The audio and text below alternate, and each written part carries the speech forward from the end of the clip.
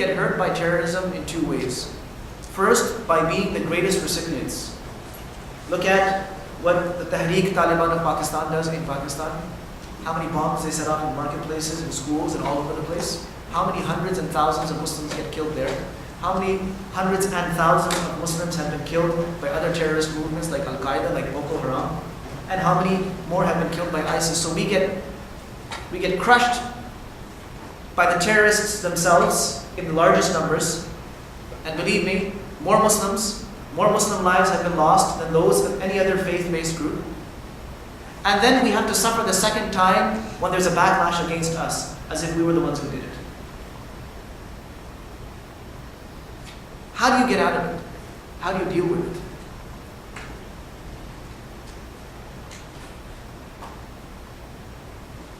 The only solution I see is that we as a civilization, as a society, agree to form a brotherhood, a coalition, an alliance against this movement of enmity and hatred.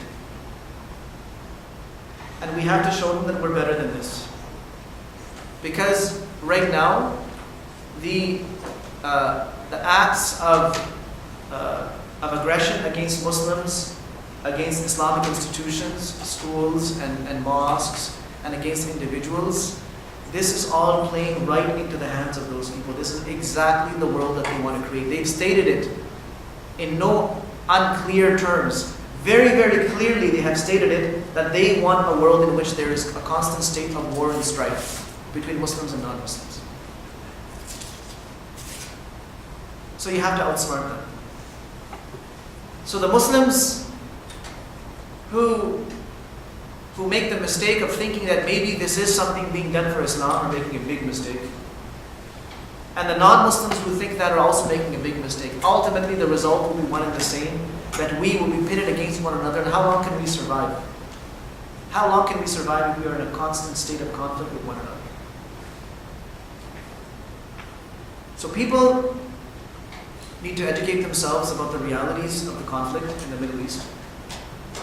We need to educate ourselves about the actual teachings of Islam.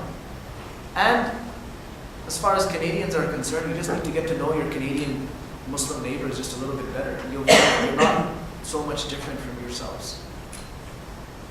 You'll find that they share a lot of the same goals, the same objectives. They have a very similar lifestyle. And they're after the same things that you're after in life.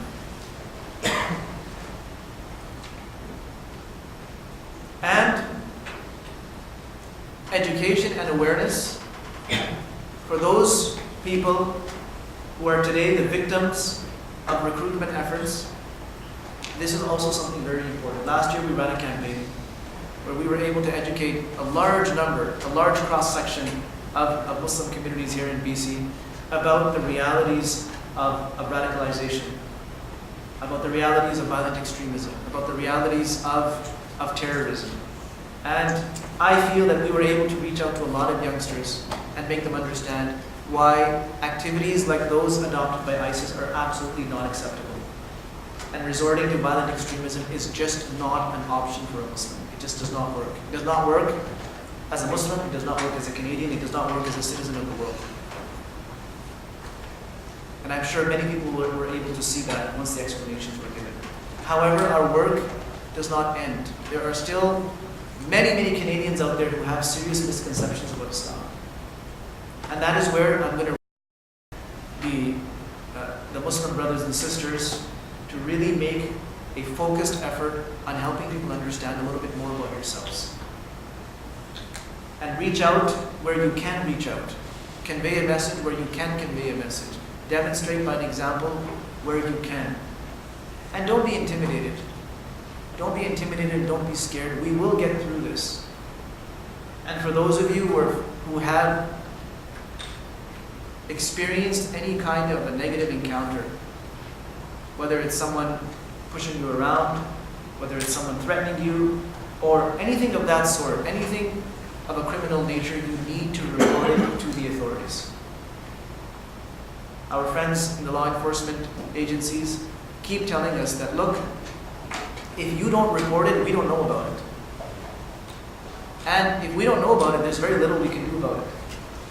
And sometimes that gap grows until something very serious happens to someone, and we don't want that. There are already enough incidents occurring around the world, even here in Canada and the States. There are things happening with mosques and with Muslim institutions, and there are things happening with Muslims. There are people that are being pushed around, people are being beat up, people are being called all kinds of things. Kids going to school are being insulted and being made to feel bad. And all kinds of things are happening. So if you don't report it to the authorities around you, no one's going to know about it, and no one's going to be able to take any measures to stop it from happening.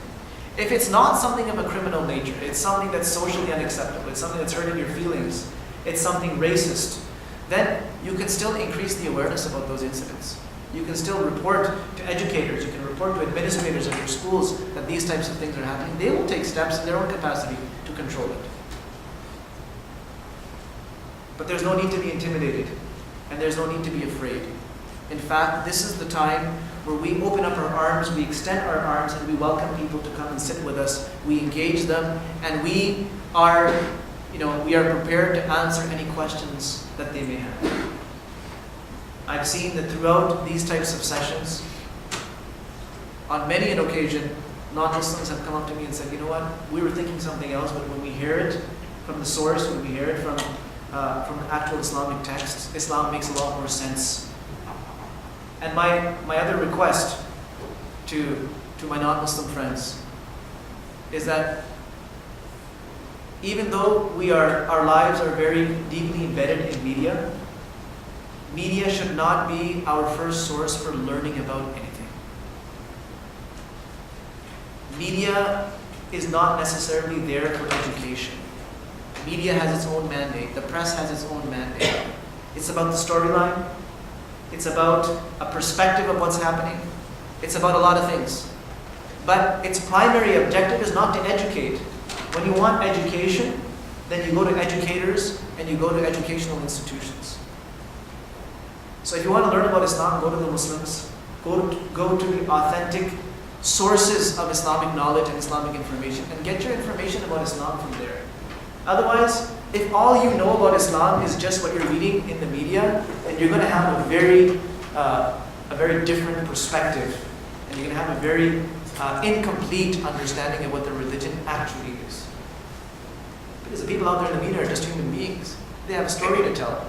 They're following the facts of that story as best as they can, and they're giving it the exposure that they think it needs. They're giving it the angle that they think it needs, and that's it. That's what sells. It's a product. News is a product, and it's sold, and people make money from it. So we need to educate ourselves. If Islam is something that you're concerned about, or it's something that you're interested about, or it's something that you're scared of, then learn it. Learn about it. They say that people are enemies of that which they do not know.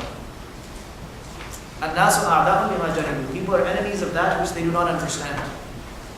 And most of our fears come from things that we don't really understand. We don't really know them, so we're very nervous and uneasy about them.